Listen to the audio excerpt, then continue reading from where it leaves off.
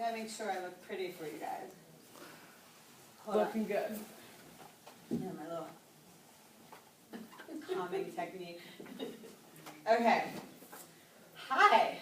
Oh my gosh, look, I printed out 5 packets, and there's 5 of you here, so that's perfect. I do have extras in case anyone else decides to join us, but we just have to make them a packet. So, welcome, welcome, welcome. We're here today to learn about talking with families about having difficult conversations, specifically around challenging behaviors. So I have a printout of the PowerPoint. The first page is missing, so I'll get it to you guys. It's the weather, right? That's the new excuse. It's the weather. It's the weather. Sorry. That was my other stuff. Okay. All right. So we're going to talk about supporting family use of the pyramid model. So what our agenda will be is we're going to look at the benefits of family-centered practices, some research that supports it, some strategies for building family-centered practices, and then talking with families about problem behavior. And then we'll actually lay out the conversation for you and steps along the way to have while you're having that conversation with families, and then some conversational skills around that. And then we're going to do an activity called Acknowledge, Ask, and Adapt. So if you went through the pyramid training, you might remember during the role playing where there was an adult and there was a teacher, and you talk through some scenarios using these strategies. So we're going to revisit that. And then we'll wrap it up with a discussion. Any questions? Okay. So we're going to look at the importance of family-centered practices and the impact of building strong relationships and how it positively contributes to support children's development and behavior. We'll learn some strategies for having the dialogue, some discussion around difficult times, when it's coming up, some discussion around child's development, and then we'll talk through some next steps. So those are your learning objectives for today. Excited? Sí. I wish I could give it in Spanish. So as you know, you're familiar with the Pyramid Plus approach model. So things that I'll pull today are all evidence-based practices, and they're all to support implementing Pyramid Plus approach strategies. The reason we really look at this today is we are talking about intervention, or we're moving towards the possibility of intervention, talking with a family if they're having a challenging behavior. But underneath it, if you remember, these are all important things along the way. So having those relationships with families is huge for this part to be a success. So having in place in your programs things to support that is a big piece of it. You know, having those targeted social emotional supports and working on those, because you know, even when we're talking with families about challenging behaviors, we're ultimately going to have to figure out what are we going to be teaching this child? What's the skill that we need to teach them? Does that make sense? So all this is pulled out when we're talking about working with families. Cute, right? Do you know who this is? Am I totally dating myself? Does everyone know who this is, right? Yes, yes. Okay. I had this moment, I was like, woo! What's that? Los Picapiedras. Is that in Spanish? Yeah. What is it? Los Picapiedras. That's the name in Spanish. Yeah. Picapiedras. Coprica Perez? Piedras. Perez? Okay, got it. Okay. You have to write it out. Visual. So we're going to talk about how involving families is the key component to supporting children's development, supporting them when there is a concern that we want to talk about with families, and that they need to be a part of it from the beginning. So some benefits of family-centered practices is putting families in a decision-making role, so providing them resources, giving them opportunities to understand what are their options out there, what are some things that I can access for support, what school do I want to go to, all those things really gives parents that decision-making role. Proactively involving families, so like the Acorn School, you guys have a really great, a lot of great strategies around involving families. So like what are some things you do to involve families in the programs? Parent-teacher resource nights. Parent-teacher resource nights. Friday night out. Friday night out. Woo woo. Yeah, of course. Asking them to help volunteer for. Asking them to help volunteer. Parent-teacher conference. Parent-teacher conferences. So those are all things that you're involving families from the very beginning. And this is what empowers them. This is what makes it easier when you are having a challenging behavior coming up, because you're starting to build those relationships now, and then it's not out of the blue like, oh, I'm worried about something. Does that make sense? So it's super important. So you guys, that's a really great strength that the Acorn School has. It really helps to build positive judgments about their confidence and their competence. And parents are always wondering, am I doing this right? What am I doing wrong? What is it that I can change? This is my fault. You know, they're always blaming themselves. So if we're really working on those relationships, we're really building parents up to feel confident. You know, we're really working on ways to strengthen that. It's the same thing as thinking about when you're working on those relationships with children, right? And looking at like the 5-to-1 deposits and things like that. It's the same thing with parents, doing that in putting that in place from the beginning. Are there other things that you can think of that benefits from having family-centered practices? I think it helps the parents feel comfortable coming to us with questions. Absolutely. That's huge. That's huge. You can really tell when a parent's feeling good about their relationship with you when they're starting to ask you what your ideas are, you know, what their questions are that you can give some answers to. Any other thoughts? Well, they're the expert on their child, so you can use them as a resource if they trust you. That's huge. Seeing families as a resource because they are the expert. Even if you have kiddos from 7 a.m. to 7 p.m., those aren't your hours, thank goodness, right? But still, they are still the experts. We have to still value that they are the parent and using their perspective and their input. Other thoughts about that? No? Okay. So research shows that families have the most continuous and emotionally charged relationship with the child. Infants and toddlers learn what people expect of them and what they can expect of other people through early experiences with parents and other caregivers.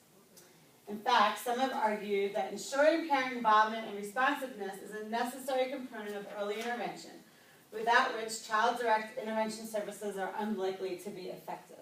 This is why we need to have partnerships with our parents. This is why we need to have them on our team. This is why you guys have conferences. This is why you have all those efforts from the beginning, because they're ultimately the role models. They're the ones setting the pace. They're the ones supporting that child's environment. And they're the ones that are going to follow through on our ideas. Does that make sense? So when we're thinking about communicating with families, often you already brought up some of this information, but some other strategies would be scheduling a visit with the family before they start your program. And if that's something that you can't do, setting up a home visit, you know, having a sheet of paper or a questionnaire, and there's a lot of examples in the pyramid training where you can collect some information from families. You know, really giving time to find out what are their likes and dislikes. What's their child's favorite toy? You know, things like that to really get to know each individual child in your classroom. Collecting that information, preparing families for what they should expect. You know, really letting them know what the day is like. You know, what do we do when there's challenging behaviors happening? What are our activities? How do we build our curriculum? Letting them know, just like our kids, what to expect on a daily basis, what the routines are. It helps them feel safe and secure, just like with our kiddos, and helps to build that relationship piece. Setting up ways to formally and informally communicate with families. I know you guys are you have great communication with your families. You know, all the teapots I do, families is like a big strength that's at the Acorn School. Because how many different ways you guys communicate with your families?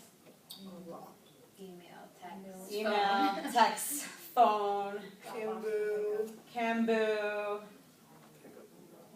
pick up and drop off, you know. So that's huge. Like you're lucky because a lot of schools, when that relationship's not built yet, and those efforts aren't put in up front, you have that drop and run situation. And then when it comes later to having a conversation, it's harder. Has anyone ever had that experience? wanna share? I worked at a center that was just starting the preschool, and it was a lot of underprivileged families, and there was no effort to make like family connections. So it was a lot of just drop off and run, and then when we had a lot of challenging behaviors, and then it was hard to talk to those parents. I Right. barely knew them. Right, right. And there's barriers that happen too. Like I'm sure you experienced some barriers here in your program. Can you think of some barriers that you might? I think there are just some families that are, I guess like different communication styles will come up, you know, and so like some families would prefer to have a conversation over email where others never check their email, and if you don't tell it to them directly, they're not getting the information, and so just that can always be challenging, like especially with a new student, like figuring out what works best for them and you know, trying to meet them halfway. Yeah, and that's huge. So when you go through that process of orienting new families and gathering information, finding out like what's their preference of communication. Yeah, so then you make sure. I know a challenge I've had in the program that I teach in, where there's myself and there's Amy. We're both like leaders in the classroom and in the program, and so sometimes what happens is we don't both have a super strong relationship with the family, and it might be because, you know, Amy has more knowledge in an area than I do, but I've also noticed that it does change the dynamic of, you know, who that parent goes to, and, you know, we make sure to stay in the communication with everything, but it's important that if you do have that, like the two leads, and somebody is the one that gets a lot of the information, has that relationship with the family, that, you know, the other teachers are still in the loop, whether they're like CC'd you on an email, or like there's a summary of the conversation that happened, and it gets sent to the parent and me. So the parents know that I'm still there, because maybe it's kind of a personal thing. Maybe I'm just like, what about me? Right, so my stuff.